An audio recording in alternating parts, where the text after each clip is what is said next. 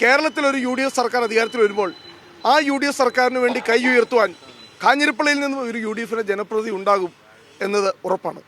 ഈ തെരഞ്ഞെടുപ്പിൽ എനിക്ക് കാഞ്ഞിരപ്പള്ളി നിയോജകമണ്ഡലത്തിലെ ജനങ്ങളുടെ മുമ്പിൽ വയ്ക്കുവാൻ ഒരു മാനിഫെസ്റ്റോ ഉണ്ട്, ഒരു തെരഞ്ഞെടുപ്പ് പ്രകടന പത്രികയുണ്ട്.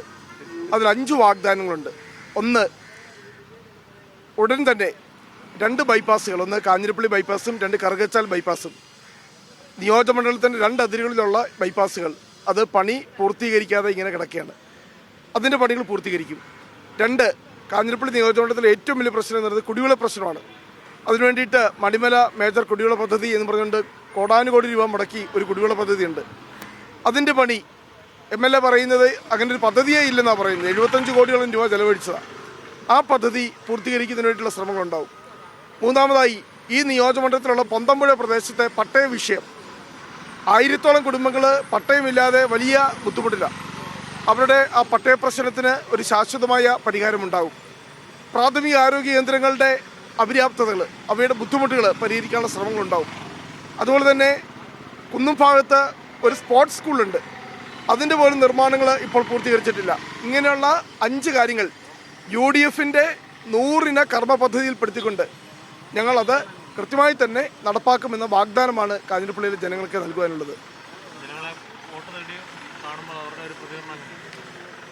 വളരെ ആവേശകരമായിട്ടുള്ള പ്രതികരണമാണ് കാഞ്ഞിരപ്പള്ളി നിയോജകമണ്ഡലത്തിലെ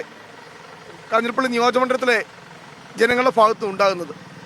അതിന് കാരണമായി ഞാൻ മനസ്സിലാക്കുന്നത് ഒരു വികസന മുരടിപ്പ് ഈ കാഞ്ഞിരപ്പള്ളിയിലെ ജനങ്ങൾ ഫീൽ ചെയ്യുന്നുണ്ട്. എടുത്തു പറയാവുന്ന ഒരു വികസന പദ്ധതികളും, ഞാൻ ഇവിടുത്തെ സ്ഥലം MLAയെ ചലഞ്ച് ചെയ്യുക, അദ്ദേഹത്തിൻ്റെ ഭരണകാലയളവിൽ അദ്ദേഹം പൂർത്തീകരിച്ച ഏതെങ്കിലും ഒരു വികസന പദ്ധതികൾ MLA ഫണ്ടിൽ നിന്നും തുക അനുവദിക്കുക അല്ലാതെ, MLA ഫണ്ടിൽ നിന്നും തുക അനുവദിക്കാൻ അങ്ങനെ പ്രത്യേക വലിയ പ്രാഗൽഭ്യമൊന്നും വേണ്ട. അതൊരു ക്ലറിക്കൽ വർക്കിലൂടെ ചെയ്യാവുന്ന കാര്യമാണ്. അല്ലാതെ MLAയുടെ സ്വന്തം കപ്പാസിറ്റിയിൽ കൊണ്ടുവന്ന എന്ത് വികസന പദ്ധതികളാണ് കാഞ്ഞിരപ്പള്ളിയിലുള്ളത് എന്ന് ഞാൻ ആ MLA ചലഞ്ച് ചെയ്യാൻ വേണ്ടിയിട്ട് ഞാൻ ആഗ്രഹിക്കുകയാണ്. ഈ തെരഞ്ഞെടുപ്പ് പ്രചാരണം എന്ന് പറയുന്നത് UDFിൻ്റെ പ്രവർത്തകർ ഏറ്റെടുത്തിരിക്കുക.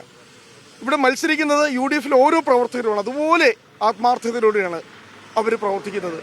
ശക്തമായി തന്നെ ഓരോ മണ്ഡലങ്ങളിലും ഞങ്ങളുടെ തെരഞ്ഞെടുപ്പ് പ്രചരണം മുന്നേറുകയാണ്. ഞങ്ങൾക്ക് തികഞ്ഞ ആത്മവിശ്വാസമുണ്ട്.